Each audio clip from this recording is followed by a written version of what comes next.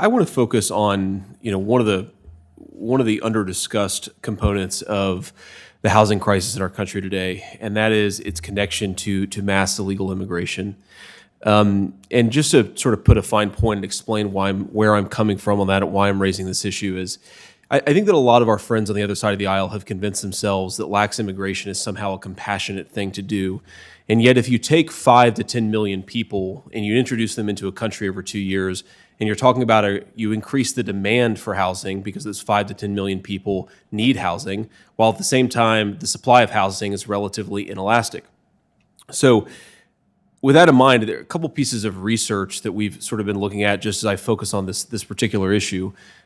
You do see very predictable increases in housing costs and rents when you have mass immigration into a country, into a metro area, even into a county.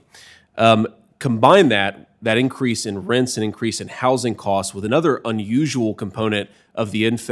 effect on mass immigration and housing costs, and it's that in the neighborhood where you have the highest inflow of immigration, you also have declining home prices. So if you take those two pieces of evidence together, what you basically get is rich people who have homes in low immigration areas benefit from our mass immigration policies, and everybody else finds the American dream of home ownership further and further away because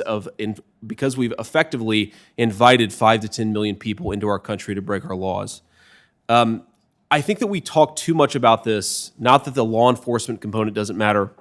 not that the fentanyl overdoses don't matter, they matter a great deal to the people of Ohio. We cannot, as a country, absorb 10 million people and still provide high-quality housing to the rest of our citizens. It just doesn't, the math doesn't work, the numbers don't make sense, the increase in housing prices and rents is clear for all to see.